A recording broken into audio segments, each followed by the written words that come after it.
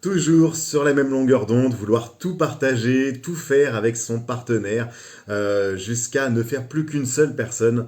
On parle ici d'amour fusionnel, mais il y a aussi cette fameuse dépendance affective toxique parfois au sein d'une relation et on verra que les deux finalement ne sont pas si éloignés que ça l'un de l'autre. Bonjour à toutes et à tous les amis, je suis Thomas Siksik, votre love coach et conseiller sentimental.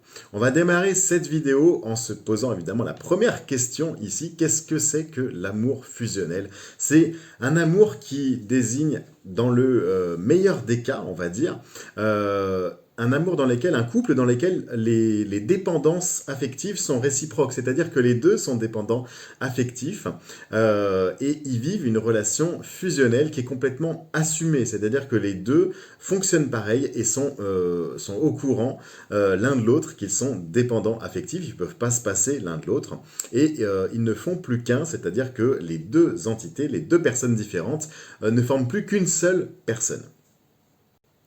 Alors, contrairement un petit peu aux idées reçues, dans ce cas précis, qui est assez rare quand même, il faut se le dire, ces deux personnes ont donc une dépendance affective qui est assumée, qui n'est pas forcément une chose négative, puisque les deux personnes sont heureuses. En fait, ils ne souffrent pas de leur dépendance, ils la vivent au contraire très bien, puisqu'elle a été aménagée, entre guillemets, ils ont trouvé un terrain d'entente par rapport à leurs deux dépendances. Bon, ça, c'est pour une minorité. Pour la majorité des cas, malheureusement, c'est un peu moins positif puisque l'amour fusionnel est un amour où la personne va avoir du mal à accepter la différence de l'autre, à accepter son indépendance aussi. Il y a, il y a une question d'autonomie aussi, c'est-à-dire que l'autre n'accepte pas que vous soyez indépendant et autonome, puisqu'il y a une question derrière ça d'appartenance. En fait, je possède l'autre, l'autre m'appartient, et vice-versa. Donc, évidemment, on va solliciter en permanence son partenaire et on demande une exclusivité, hein. C'est le mot exclusif qui est très important. Et dans ce cas précis, l'un n'existe pas sans l'autre. Donc en fait, on a vraiment, on a vraiment la dépendance affective là qui est très forte derrière ça. On vit à travers l'autre finalement. Mais alors là où ça devient un peu toxique, c'est que cet amour prend le pas sur tout le reste. C'est-à-dire qu'il est tellement exclusif que finalement il met tout le monde dehors, il met tout le monde sur le tapis, il n'y a pas d'amis, presque la famille est aussi de trop. Et en fait, il n'y a que la bulle de la relation et on met tout le monde dehors. Et donc cet amour est souvent guidé par un très fort idéal. Et c'est vrai que dans ce type de relation, les partenaires voudraient toujours être sur la même longueur d'onde. Et la différence n'existe pas. La relation doit être lisse, sans aspérité, et on doit toujours s'entendre sur tout. Et il n'y a pas de place pour le désaccord, il n'y a pas de place pour la différence. Et si jamais il y a des désaccords, parce que bien souvent il y en a, eh bien c'est là que ça va donner lieu à des crises de couple, des grosses disputes, qui vont venir finalement abîmer l'harmonie du couple. Alors bien souvent, dans ce type de relation, on a également donc la jalousie qui prend une part importante dans la relation. Et derrière cette jalousie, il faut la comprendre, hein, derrière la jalousie, il y a toujours une peur, il y a toujours une inquiétude qui s'exprime. Et donc, la bulle qui forme le couple, les deux personnes, s'il y a une tierce personne qui vient finalement un petit peu titiller l'un ou l'autre, qui vient draguer votre partenaire, tout de suite on sent un réel danger, il y a la peur qui prend le dessus, et c'est là que ça peut être source de dispute. Alors vous allez me dire, bon c'est bien beau tout ça, mais Thomas, comment on sait si on est dans une relation fusionnelle ou pas? Je vais vous donner aujourd'hui donc quelques signes qui indiquent que vous êtes dans un amour dit fusionnel, comme on l'a vu. Le premier, c'est d'être en accord parfait avec son partenaire. Vous allez me dire, tant mieux, il n'y a rien de négatif dans tout ça. C'est vrai. Mais c'est fonctionner vraiment, on est tout le temps en accord avec l'autre et on fonctionne de façon systématique ensemble. Et on observe que dès qu'il y a le moindre petit désaccord, on a tout de suite un sentiment d'insécurité, comme on l'a dit, et on est très contrarié parce que l'autre ne pense pas comme vous. Et c'est ces petits désaccords anodins qui peuvent être vécus finalement comme qui viennent vous blesser dans votre ego, qui viennent vous blesser dans votre amour propre et qui peuvent entraîner vraiment une réelle vexation de l'autre. Et vous allez, alors dans des cas extrêmes, il y a vraiment des personnes qui le vivent clairement comme une trahison. Le fait que l'autre ne soit pas d'accord avec vous. Et cette contrariété, elle peut clairement menacer la relation de couple, bah, à la fois dans la confiance qui s'était installée, qui est durement gagnée, hein, la confiance met du temps à s'installer, et donc elle risquerait de venir être grignotée par ça, et également aussi par la jalousie qui s'installe très vite dès qu'un tiers cherche à venir un petit peu semer la pagaille dans votre relation, dans cette bulle que vous avez créée tous les deux. Donc généralement, le couple fait figure idéale un petit peu à l'extérieur. Il renvoie une image vraiment rayonnante du couple presque parfait. Et pourtant, à l'intérieur, c'est bien différent. Il y a vraiment une alternance de douceur et de scènes de ménage, de reproches, de piques, etc. De piques qu'on s'envoie tous les 4 matins. Allez, on va parler un petit peu donc de l'amour fusionnel et de la place de la dépendance affective dans l'amour fusionnel.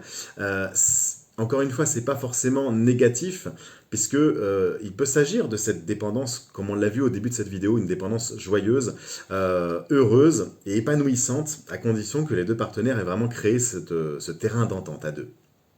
En revanche, cela implique automatiquement que chacun des deux partenaires, en tout cas, finisse par accepter la spécificité de l'autre. Voilà.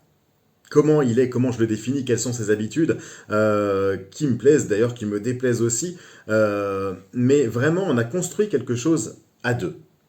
En fait, pour faire simple, cette dépendance affective n'est pas addictive et elle n'exclut pas elle n'exclut pas le respect et elle n'empêche pas chacun de faire ses occupations. Donc il y a quand même une certaine indépendance, chacun est quand même libre de faire ce qu'il veut. Alors que la dépendance affective toxique, elle, eh bien, elle va venir vraiment parasiter votre relation. Là, ça devient vraiment addictif. On parle vraiment d'une dépendance addictive où chacun va avoir un comportement toxique, c'est-à-dire qu'on va jouer avec les sentiments de l'autre. On va chercher inconsciemment ou consciemment peut-être à le rendre jaloux, on le fait s'attacher, on l'insécurise aussi, on va exciter sa jalousie, on ébranle sa confiance, etc. pour lui faire perdre pied. Et ça se fait pas toujours de façon consciente, hein, je tiens vraiment à insister là-dessus, mais le partenaire joue avec l'autre et il surréagit également lorsqu'il se sent abandonné. Parce qu'il y a toujours une peur de l'abandon derrière la dépendance affective.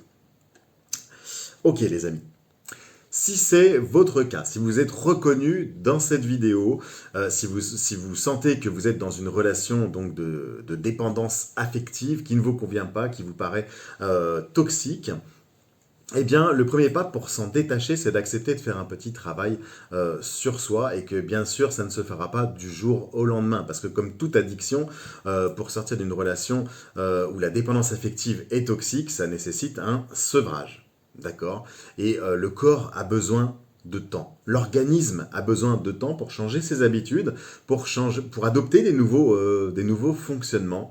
Et c'est d'ailleurs pour ça que moi j'ai mis en place un programme, j'ai écrit donc un livre sur la dépendance affective et j'ai mis en place un programme en ligne de coaching vidéo, comme je suis en train de vous parler aujourd'hui ici, pour vous libérer de la dépendance affective, qu'elle soit toxique ou pas, mais simplement pour vivre, apprendre à vivre pour vous-même. Et cette formation en ligne, eh bien, elle dure 80 jours. C'est pas pour rien, c'est parce que c'est le temps nécessaire à l'organisme pour s'adapter et prendre de nouvelles habitudes et adopter de nouveaux changements. Voilà, je vous ai d'ailleurs partagé le lien juste ici si vous souhaitez aller voir. Alors oui, il y a un autre truc que je voulais vous dire également, c'est que le fonctionnement fusionnel addictif, il est tyrannique. Il est tyrannique quand la demande suscite en fait la fusion des deux partenaires, surtout lorsque l'un des deux partenaires n'est pas satisfait. Donc vraiment, si vous êtes dans ce cas-là, vraiment, je vous recommande de vous faire accompagner par un professionnel ou par moi-même, puisque c'est aussi mon travail, je suis love coach et je vous accompagne aussi dans ce domaine. Mais vraiment, il faut vous y tenir, il faut être motivé, il faut avoir envie de le faire, mais il faut surtout s'y tenir et tenir ses engagements et se jeter à l'eau. Parce que bien souvent, je sais que dans les personnes que j'accompagne et que je coach, ces personnes, elles ont conscience de leur dépendance affective et je leur dis dit qu'est-ce que vous avez mis en place pour vaincre cette dépendance affective, et elles ne sont pas capables de me dire. Donc quand vous le savez, passez à l'action. C'est là qu'il faut le faire. Donc il faut surtout pas céder pour réellement passer à autre chose, et puis surtout éviter de retomber après la séparation dans le même schéma de relation, parce que vous allez à chaque relation aller d'échec en échec et toujours reproduire les mêmes schémas. C'est d'ailleurs bien souvent les témoignages que je récolte régulièrement dans les messages privés que je reçois ou dans les mails des personnes qui me disent: Thomas, je reproduis toujours les mêmes schémas amoureux. Voilà, vous avez la réponse aujourd'hui. Eh bien, j'espère que cette vidéo vous a plu. Si c'est le cas, laissez-moi un max de pouces bleus juste en dessous. Et surtout, pensez à bien vous abonner à cette chaîne. Je vous fais une vidéo conseil très régulièrement. Je vous dis à très vite et surtout, prenez soin de vous les amis. À très bientôt.